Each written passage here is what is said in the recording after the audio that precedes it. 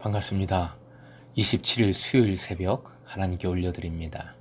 오직 주만이 함께 찬양하십니다.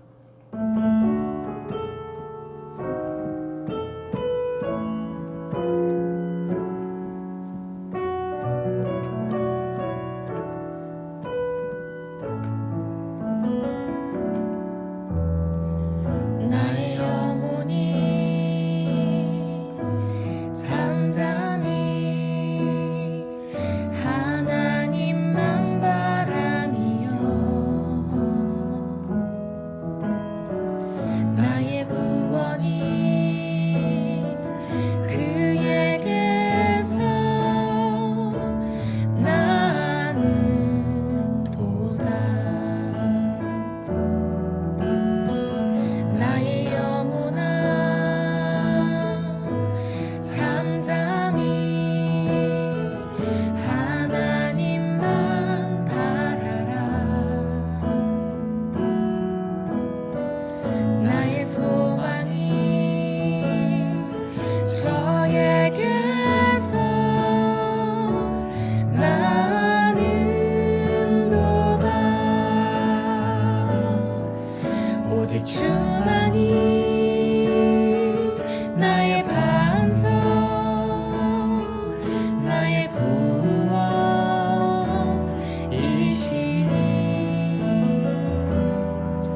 오직 주만이 나의 산성, 내가 요동치 아니하리.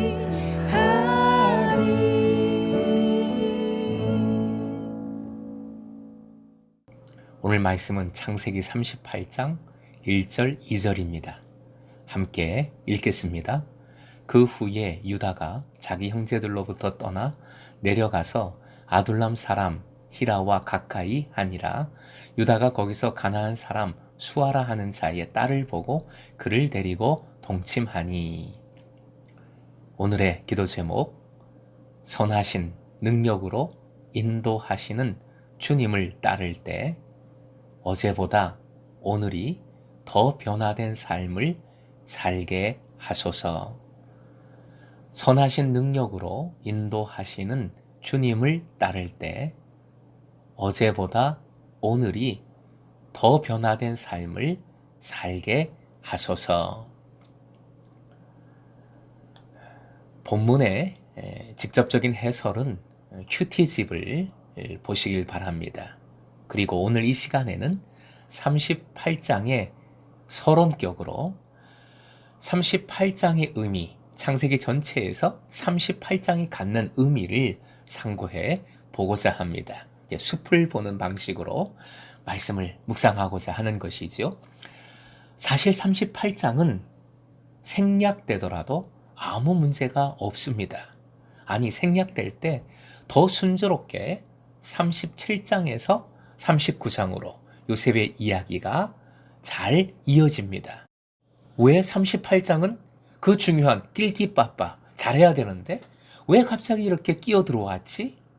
의아함을 갖게 되고, 무엇보다 요셉에 관한 말씀과 아무런 상관이 없는 것 같이 보이기 때문에, 오히려 흐름을 끊는 것으로 보이기 때문에 38장의 진정한 의미를 묵상하는 것은 매우 중요한 일입니다.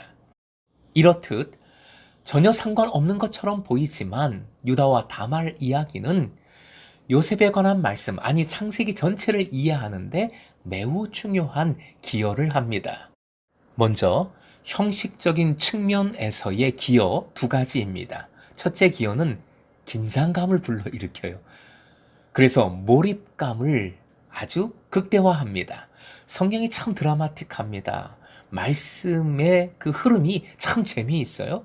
요셉이 보디발에게 팔렸다고 말하고 나서 다시 가나안으로 돌아가서 요셉의 형제에 대한 이야기를 기록합니다. 당연히 말씀을 대하는 독자는 요셉이 이렇게 종으로 팔려가서 노예로 팔려가서 그 생면부지 애굽 땅에서 이집트 땅에서 어떻게 대처하고 있을지 궁금증이 들 수밖에 없습니다. 그 궁금증으로 말씀에 더 몰입하고 집중하게 되는 것이지요. 두 번째 기호는 38장 38장은 요셉이 오랫동안 자기 가족과 헤어져 있었다는 것을 나타내는데 기여합니다. 유다가 결혼하고 그 아들들이 성장하여 성인이 되며 그들이 결혼하는 긴 세월 동안 요셉은 고난을 겪은 것이지요. 더 중요한 것은 내용적인 측면이겠습니다. 내용적인 측면 살펴볼까요? 첫째, 온갖 악함에도 불구하고 하나님께서 선함으로 인도하시고 결국은 하나님의 뜻을 이루신다는 진리를 보여줍니다. 선하신 능력으로 역사하시는 하나님이십니다.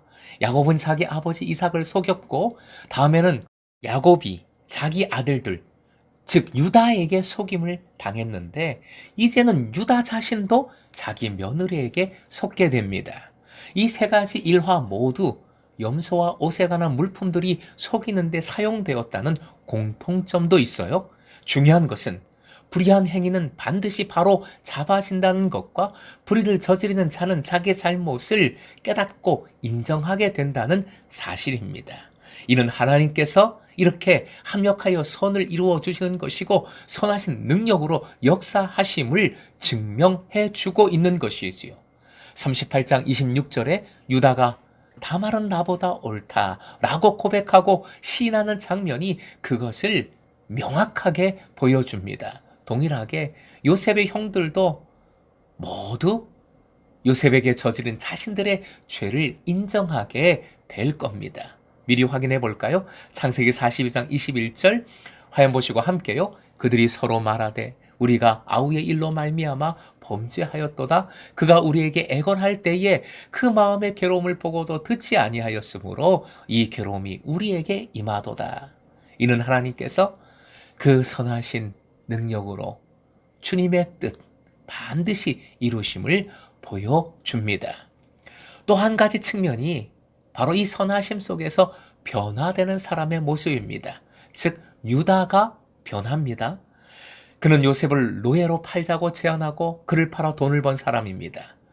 또 나중에 유다는 자신의 아들 가운데 둘이 죽었을 때 애통해하지 않습니다. 뿐만 아니라 즉석에서 자기 며느리를 화형에 처하라 라는 끔찍한 명령을 내립니다.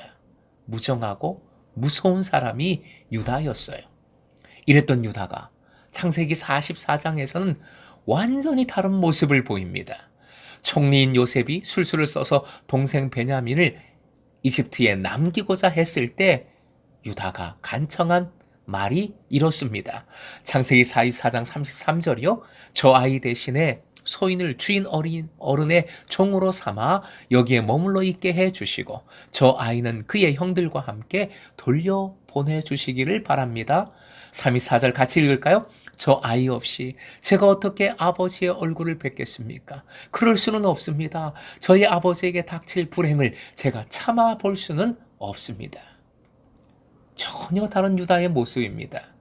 매우 따뜻하고 간절하고 온유한 마음으로 베냐민을 풀어줄 것을 간청하고 있어요. 38장이 없다면 그렇게 매정했던 무서웠던 유다가 어떻게 이렇게 변했을까? 이상하게 되는 거지요.